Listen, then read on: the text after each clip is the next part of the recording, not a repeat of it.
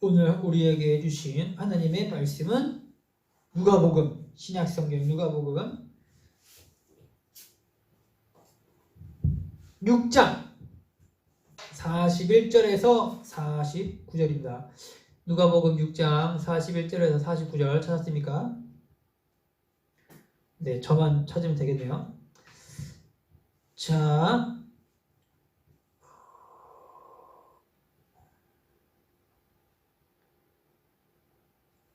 교독합니다. 제가 먼저 한 절 읽고요. 또 여러분 한 절 읽으면 돼요. 네, 방금 보니까 우리 청년들 많이 들어왔던데, 네, 반갑습니다.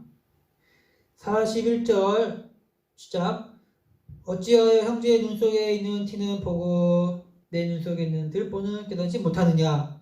너는 내 눈 속에 있는 들보를 보지 못하면서 어찌하여 형제에게 말하기를 형제여 나로 내 눈 속에 있는 티를 빼내게 하라 할 수 있느냐? 외식하는 자여 먼저 내 눈 속에서 들보를 빼라.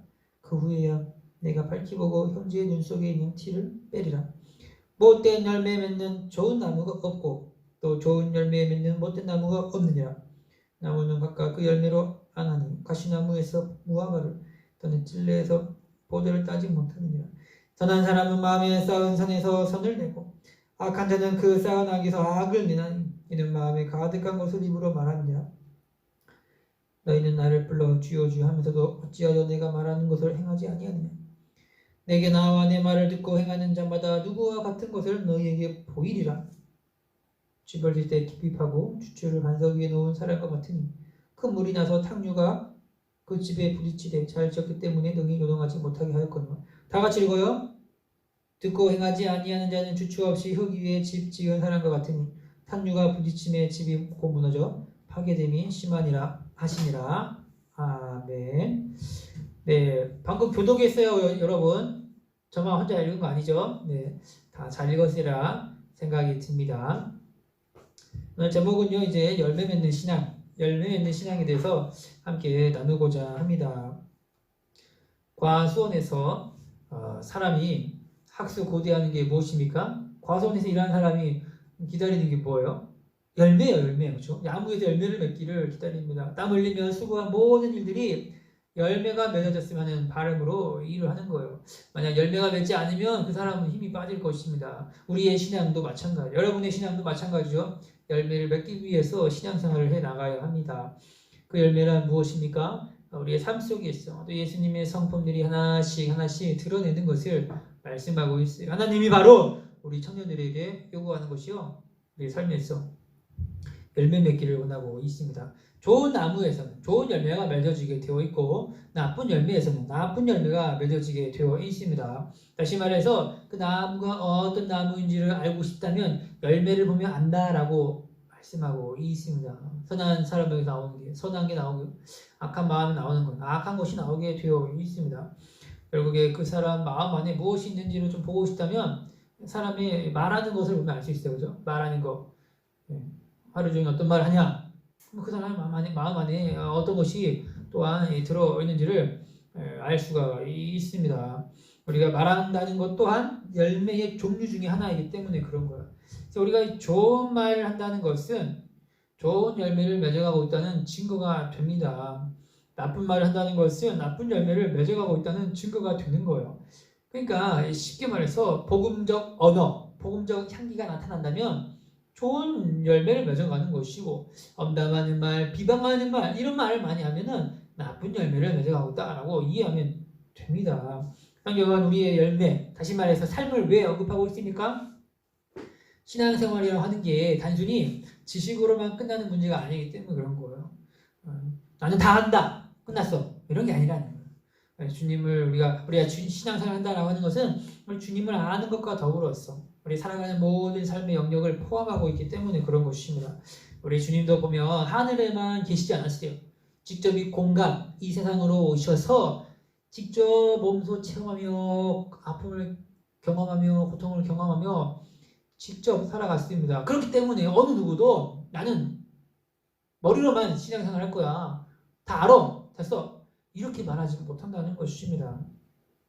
예수님이 땅에서 열매 맺는 신앙생활을 이어가시면서 그러니까 제자들에게 역시나 도전을 주셨기 때문에 우리 또한 이 시대를 살아가면서 열매 맺는 신앙을 추구해 가야 합니다. 열매 맺는 신앙 두 가지 특징을 함께 이 시간에 살펴보면서 또 우리에게 주는 메시지가 무엇인지 함께 나누도록 하겠습니다. 첫 번째는요. 외식을 경계함으로 열매를 맺어갈 수 있습니다. 외식을 경계해야 합니다. 예수님이 바리새인들을 향하여 경고의 메시지를 날렸어요. 너희들은 왜 너희들의 큰 잘못은 보지도 않고 자꾸 다른 사람 지적질하냐? 이런 식으로 이야기합니다. 41절 볼까요? 41절 뭐라고 합니까? 너는 남의 눈 속에 있는 티는 보면서 너의 눈 속에 있는 들보는 왜 못 보니? 외식하는 자여 먼저 너의 눈 속에 들보를 빼내어라. 그렇게 될 때 너를 보게 되어서 남의 눈 속에 있는 티도 빼줄 수 있을 것이다 라고 말씀하고 있어요. 무슨 말하고 있는 거예요 지금? 너에게 있는 큰 잘못을 좀 들여다보라는 거예요. 그 남의 지적질 그런 거 좀 하지 말고 너부터 봐, 너부터. 이렇게 이야기하고 있어요.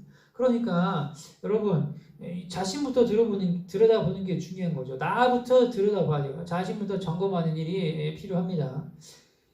주님을 사랑하고 있는가? 나는 또 열매를 맺어가고 있는가? 나는 다 한다 하는데 우리 삶의 영역에서 어떻게 뭐가 나타나고 있는가를 질문을 해보아야 합니다. 자신을 들여다보지 않고 타인에게로만 나간다면 외식하는 자가 되는 것입니다. 외식에서 벗어나려면 자신부터 들여다보는 것이 맞다는 것입니다. 예수님이 그토록 바리새인들을 싫어했던 이유가 무엇입니까? 나는 괜찮아요. 나는 괜찮다라고만 생각했기 때문에 예수님이 싫어한 것입니다. 예수님이 하신 말씀이 참인데 그들은 자꾸 율법을 가지고 와서 이것은 이런 거야, 저것은 저런 거야 라고만 자꾸 하니까 예수님이 안 듣던 것입니다. 청년 여러분, 나는 괜찮다라고 하는 그런 신앙에서 벗어나야 돼요.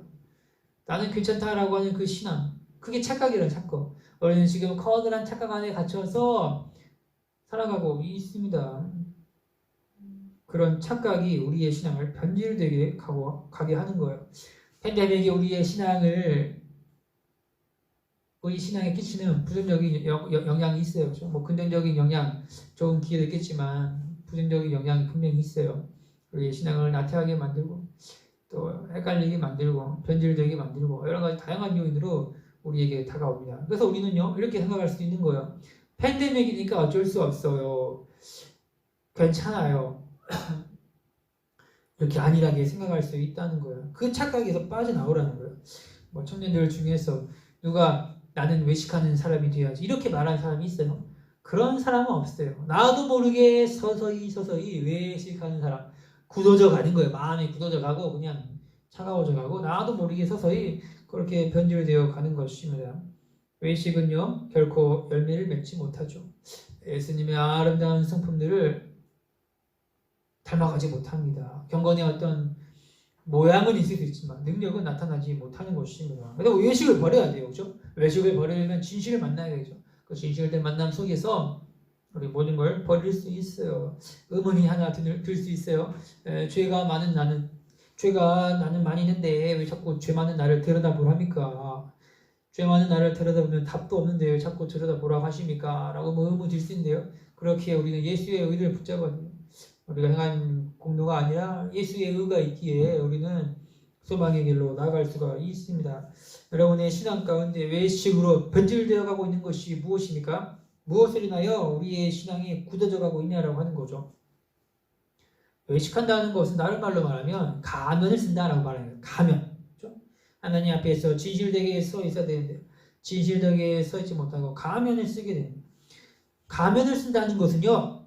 안 보입니까? 가면 쓴다는 건 뭐예요? 감추는 걸 말하는 거예요. 감추는 거예요. 안 보이는 거예요. 그죠?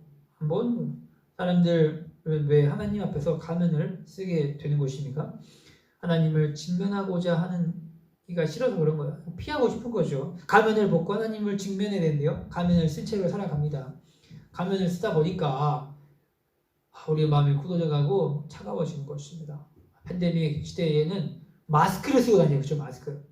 그래서 이 시대를 가리켜서 M세대 마스크 M세대라고 부릅니다. 그렇죠? M세대라고 부르는데 다 마스크 쓰니까 얼굴이 안 보여요. 그렇죠? 얼굴 좀 맞대고 좀 봐야 되는데 그래서 상대방의 표정도 읽고 저 상대방이 지금 어떤 표정이구나 마음의 상태가 어떤 건지 좀 알 수 있는데 다 마스크 쓰니까 안 보여, 그렇죠? 뭐 상태가 어떤지 잘 몰라, 그렇죠? 모르니까 답답해, 그렇죠?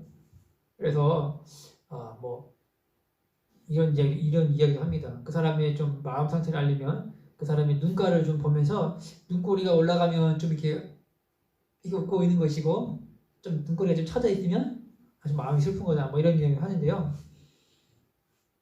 아무튼 그렇습니다. 그래서 우리는요, 우리 가면을 벗고 그렇죠? 하나님 앞에 직면해야 되는 거죠. 진실되게 서 있는 이러한 모습이 나타나야 합니다. 우리는 열매 맺는 신앙을 추구해 가야 돼. 예수님을 닮은 아름다운 성품들이 우리의 삶에 나타나야 돼. 열매 맺는 신앙의 첫 번째 특징은요, 외식을 버려라, 가면을 벗어라. 이런 이야기를 지금 하고 있어요. 자신을, 이건 다른 말로 말하면 자신을 오픈하는 거예요. 오픈하는 거죠. 우리 예배 이후에 온라인 소그룹 진행합니다. 오늘 온라인 소그룹 하고요. 다음 주는 한번 쉴게요. 그죠? 다음 주 쉬고 한 달에 한 번 마지막 주는 쉽시다. 그죠? 네.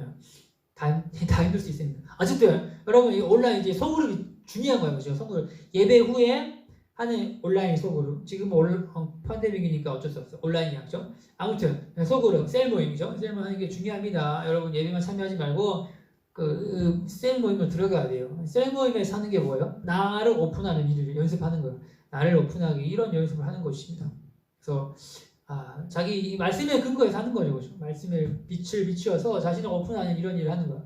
나도 오픈하고 상대방 이야기도 듣고 이러면서 이제 서로가 격려하고요. 견고한 토대가 마련되고 이러면서 함께 더 다져질 수 있죠. 기도 제목도 나누고 그러면서 더 힘이 될 수 있습니다. 근데 이제 우리 모임 가운데 서로 했던 이야기는요, 또 비밀로 지켜줘야 돼요. 다른 데 가서 막 함부로 이야기하면 됩니까? 안 됩니까? 함부로 이야기하면 안 돼요. 그렇죠? 여기서 우리 안에 했던 모임에서 했던 이야기들은 우리끼리만 알고 있어야 돼요. 다른 데 가서 막 하면은 곤란해지는 거예요. 그렇죠? 그 모임은 또 오래 가기가 힘듭니다.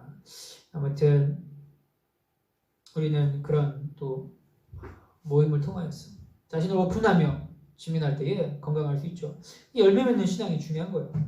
이런 식으로 갈 때에 우리는 또 열매 맺는 신앙이 나타날 수 있습니다. 두 번째가 무엇입니까? 두 번째는요, 행함이 있을 때에 열매를 맺을 수 있는 거예요. 주님은 말씀합니다. 46절에 보니까 뭐래요? 나를 불러 주여 주여 하면서 왜 내가 말하는 것은 행하지 않느냐? 내게 와서 내 말을 듣고 그대로 행하는 사람이 어떤 사람과 같은지를 너희에게 보여주겠다라고 우리 주님이 지금 말씀하고 있어요. 그러니까 예수님 말씀을 잘 듣고 행하는 사람은 마치 어떤 사람과 같냐라고 할 때 비유를 들고 있어요. 이것은 마치 어떤 사람이 집을 짓는데요. 땅을 깊이 파고요.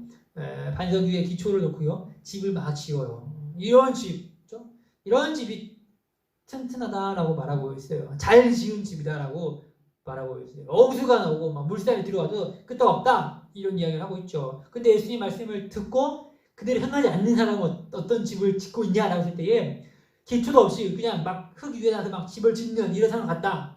막 홍수가 나고요. 막 물이 들어올 때 금방 무너지죠. 그냥 바람 불면 날아가는 거 날아가죠. 무슨 말씀을 하고 있습니까? 지금 듣고만 끝날 문제가 아니야 라고 말씀하고 잘 들었니? 잘 들었다면 행함이 있어야 돼. 이런 이야기 하고 있어요. 그러니까 첫 번째 듣는 건 중요하죠. 그렇죠? 하나님 말씀을 잘 들어야죠. 듣고 이해하고 분별하고 들으면 끝나면 안 되고요. 이제는 우리는 삶의 현장에서 행함, 실천의 장으로 나가야 하는 거예요.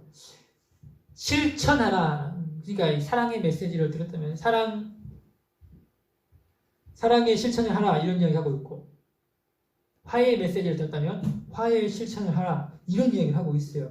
다시 말해서 행한다, 실천한다라고 하는 기초가 무엇이냐라고 했을 때에 하나님의 말씀이라는 것, 하나님의 말씀에 근거하여서 우리는 실천한다라고 말할 수가 있습니다. 참으로 감사한 것은 우리가 살아갈 방향과 내용이 다 하나님 말씀에 담겨져 있기에 참으로 감사한 것입니다. 그렇게 우리는 잘 배우고요, 들여다보아서 말씀의 빛으로 우리의 삶을 진척시켜 가야 하는 거예요. 그 말씀해 주는 그 힘을 통하여서 우리의 또 이 믿음이 빛날 수가 있는 거죠. 청년 여러분, 우리는요 잘 들어야겠죠. 근데 듣고만 끝날 문제가 아니라 행함이 있어요. 실천의 장으로 나아갈 때 우리의 삶이 열매가 맺을 수 있다라고 성경은 말씀해주고 있습니다. 행한다라고 하는 그 자체가 자기 부인을 말하는 것이며 희생하는 걸 말하죠. 주님의 뜻대로 살겠다라는 것을 말씀하고 있어요. 여러분의 삶은 말씀을 듣고만 끝나고 있습니까? 아니면 또 이 행함의 장으로 나아가고 있습니까? 어느 종교나 뭐 실천이 따르죠. 어느 종교는 실천하고 있어요. 선행을 강조해요. 천주교 보십시오. 천주교 얼마나 선행을 강조합니까? 외국의 가톨릭 국가를 보면은 또 선행을 참 많이 해요. 그래서 신호등에서 차가 대기하고 있으면요, 신호가 걸려가지고 차를 딱 대기하고 있으면 구걸하는 사람이 막 와요. 돈 좀 달라고. 그러면 그 운전석에 앉은 사람이 돈을 또 줍니다. 돈을 막 주고, 뭐 모든 국가가 그런 거 아니지만 돈도 주고 서로 막 이렇게 선행을 베푸는 이런 모습들을 살펴볼 수가 있습니다. 그리스도인의 실천의 덕목은 단순히 뭐 선행한다 그 정도의 수준이 아니기 때문에 우리는 그리스도의 토대하에 덕목을 행하는 것이기에 더 아름답고 빛나는 것입니다. 여러분이 실천해야 할 영역은 어디입니까? 누구를 만나야 하며 또 내가 섬겨야 할 영역은 또 어디인가요? 하나님 말씀에 따른 실천의 영역이 주어졌기에 우리는 섬김의 자리에서 실천해야 가야 하는 것입니다. 바로 우리 주님이 이 땅에 오셔서 희생하며 모든 걸 감당하셨기에 우리도 예수님을 본받아서 실천의 자리로 가야 하는 거예요. 맹목적인 법정을 요구하거나 단순히 뭐 강요하는 그런 것이 아니라는 거예요. 우리 주님이 고난을 향해 걸어가셨기에 우리 또한 십자가를 향한 발걸음이 이어져야 합니다. 실천한다는 것은 자기 희생이 따라오지만 분명 열매 맺는 신앙의 길로 나아갈 수 있기에 우리 주님을 본받으며 그렇게 행함 가운데 살아가야 하는 것입니다. 열매 맺는 신앙이 중요하죠. 그렇죠? 우리의 삶에서 이런 예수님의 성품이 열매로 나타나야 돼요. 그렇죠? 이제 첫 번째 외식을 경계해야 되죠. 가면을 벗고 하나님을 직면하며 만날 수 있는 그런 장이 열려야 되고요. 또 하나 무엇입니까? 행함이 있어야 돼요. 실천의 장을 나가야 돼요. 잘 들었습니까? 행하는 삶이 따라야 우리 열매를 맺어갈 수 있습니다. 오늘 온라인 소그룹 때 씨 뿌리는 비유 말씀을 토대로 실천하라 이런 메시지 할 것 같은데 하나님 나라 막 이해할 것 같은데요. 잘 아버지도 그렇게 다 나가야 되는 거죠. 그렇게 우리의 날마다 살아갈 때 우리의 삶이 새로워질 수 있습니다. 반석 위에 굳게 세운 믿음으로 자라갈 수 있는 우리 믿음의 청년들 되었으면 좋겠습니다.